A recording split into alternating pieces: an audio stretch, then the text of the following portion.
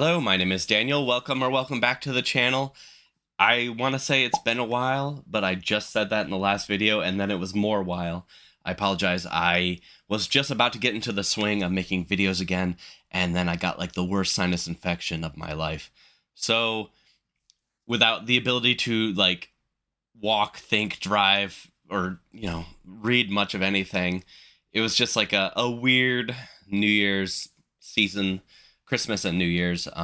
So hopefully I'm getting better now. I'm on drugs and things should be back on track very soon. Though I do think I want to start doing a little shorter of video length. I think it'll probably help with my consistency. At least get back to 2 times a week or whatnot. We'll see how it goes. But this is mostly just beyond just proof of life. Yes, I'm still here. Hello. I also want to test out some new sound equipment I have down here. So let me know if it sounds better or worse. If there's no audio recording, then I guess you won't see this, or at least you won't hear it. But I also wanted to talk about a book I read over the holiday break. I was running out of time to finish everything I'd started reading, so I just concentrated on the one seasonal item. So I read the Big Book of Christmas Mysteries. This was edited by Otto Penzler. He pulled a bunch of Christmas mystery stories from various sources throughout several decades. It is bookended by two Agatha Christie stories. One is a Poirot story, that is The Adventure of the Christmas Pudding, and the other one is a Miss Marple series, or story, and that is A Christmas Tragedy. And I've never really read much of Agatha Christie until recently, so I've never actually read Poirot or Marple, so this was a first for me, and I liked them. I did split up reading this both in this physical format and on Audible. If you are an Audible subscriber, you can get this book, or at least most of it, for free. Though something I have noticed with the big books, because I like having, the opportunity of like bouncing between the two, depending on my mood. I think short story collections are really good for that. And you don't get the whole book if you get the Audible version, and I think that has to do with rights. So if you do listen to the Audible version alone, just know you're missing like 6 or 7 stories out of this collection. Still worthwhile though. The voice acting was really good, but I'm glad I have a physical copy because like Agatha Christie is not in the Audible version. I think in the Zombies volume that I've read earlier this year, there's a Stephen King story in that physical book. It's also not present in the Audible version, but I do like bouncing around between the two. These stories are really well read, but reading them out of this volume is probably the best way to go if you had to just choose one option.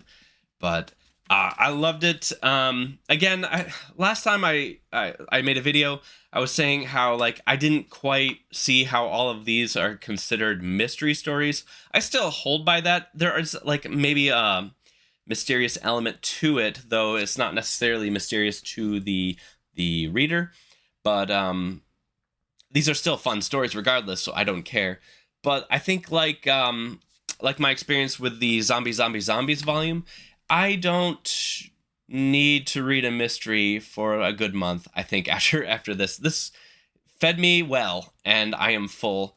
I do really like some highlights. There's like a Sherlock section. This is split up by like types of stories. So there's like a section for funny stories, a section for Sherlock stories, which has both like canonical Sherlock Holmes stories in it, as well as some Sherlock pastiche. Also a kind of pastiche character, like a not straight pastiche, but like a farcical character, Sherlock Sholmes. There's a couple of Sherlock Sholmes stories as well that are just amusing. But you have like a wide variety of like subgenres within the genre. There's like traditional stories. There's little puzzles. There's some scary stories with ghosts. So I would highly recommend this as a volume. I think it's really, really good, and I have more of his big books. I have the complete Continental Op stories. I have the Big Book of Pulps. I have the Zombies, which I've already read, and I have the Big Book of Adventure. So even while I'm doing Read What You Own, at least I have more I can read during this time where I'm trying to read only books that I have previously purchased. Um, this is book number 5.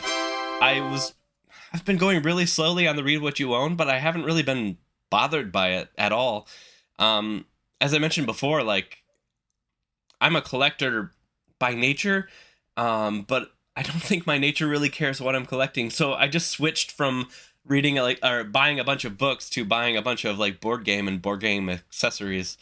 So I'm still not financially gaining from the Read What You Own challenge, but at least I'm like cooling it on the book storage. So thank you for joining me. I will talk to you later. We're going to have like a 2023 wrap up. It is so crazy to think that it is now 2024, but here we are. But I will talk to you guys later. Thank you.